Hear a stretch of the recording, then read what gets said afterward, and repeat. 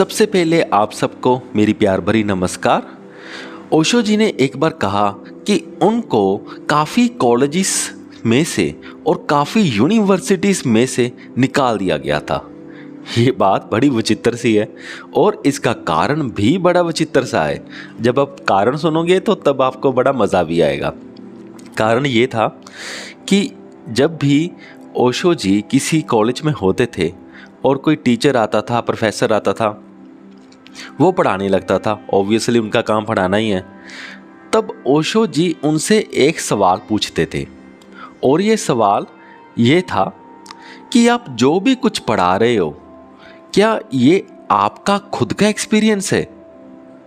तो सिर्फ इसी सवाल से जो टीचर होते थे, प्रोफेसर होते थे, वो बहुत चिढ़ जाते थे, क्योंकि अब ये उनका एक्सपीरियंस तो था नहीं। और जब अगर वो ये भी नहीं कह सकते थे पूरी क्लास के बीच कि जो हम पढ़ा रहे हैं वो सारी चीज़ का खुद का एक्सपीरियंस उन्हें है ही नहीं, कि वो सिर्फ बोरोड नॉलेज ही पढ़ा रहे हैं, वो उन्होंने कहीं और से सुना, वही उन्होंने आगे पढ़ा दिया, पर उनका खुद का कोई भी एक्सपीरियंस नहीं है। ऐसा कहने में ईगो हर्ट होती है। तो प्रोफेसर वहाँ पे फंस जाते थे और जब वो फंस जाते थे तब उन्हें प्रॉब्लम होती थी। वो प्रिंसिपल को शिकायत करते थे कि हाँ, जो ये लड़का है ना, ये बड़े उल्टे सीधे सवाल पूछता है और हमें क्लास में पूरा इंसल्ट करता है, हमारी पूरी बेइज्जती करता है। और जब ऐसा होता था तब प्रिंसिपल ओशो जी को बुलाते थे अपने ऑफिस। तो ओशो जी प्रिंसिपल जी को कहते थे कि मैंने तो सिर्फ यही पूछा कि जो भी आप पढ़ा रहे हो कि ये आपका खुद का एक्सपीरियंस है या नहीं है। तो इससे मैंने हरास क्या किया, मैंने क्या बुरा कहा? तब एक बार तो प्रिंसिपल ने कह ही दिया कि देखो, मैं मानता हूँ कि जो तुम कह रहे हो वो सही है, तुम्हारा सवाल भी सही है, पर ऐसे सवाल हमारे हमारे प्रोफेसर, हमारे टीचर्स की ईगो को हर्ट करते हैं, तो बड़ी प्रॉब्लम आती है। अब जो सवाल तूने एक टीचर को पूछा था, वो बड़ा सीनियर टीचर है हमारे कॉलेज का, और वो इसीलिए उसने कॉलेज आना छोड़ दिया है क्योंकि वो ये चाहता है कि तुझको इस कॉलेज से निकाल दिया जाए। उसने कंडीशन ही यही रखी है कि जब तक हम तुझको कॉलेज से बाहर नहीं निकालते तब तक वो वापस इस स्कूल में, इस कॉलेज में पढ़ाने नहीं आएगा।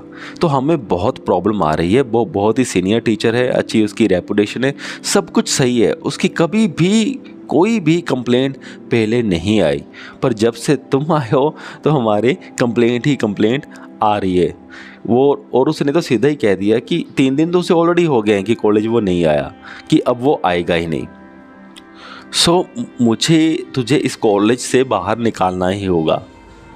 ऐसी होती ओशो जी की पढ़ाई में, ऐसी दिक्कतें बहुत आती थी। तो फिर ऐसा नहीं है कि उनकी एडमिशन हुई नहीं, फिर फाइनली एक यूनिवर्सिटीज़ में उनकी एडमिशन हो गई। अब वो एडमिशन कैसे हुई ये भी मैं बता देता हूँ। जो उस यूनिवर्सिटी के जो वाइस चांसलर थे, उन्होंने ओशो जी को बुलाया और कहा कि जब तुम पिछली यूनिवर्सिटी छोड़ के इस यूनिवर्सिटी में आए, तो पिछले यूनिवर्सिटी के वाइस चांसलर ने मुझे फ़ोन करके बता दिया कि हाँ भाई, ये लड़का ऐसा है। तो मेरे दिमाग में आए कि ये लड़का गलत तो नहीं है, ये लड़का है तो सही, पर इनके जो सवाल हैं वो सारा इनडिसिप्लिन क्रिएट कर देते हैं हमारी यूनिवर्सिटी में।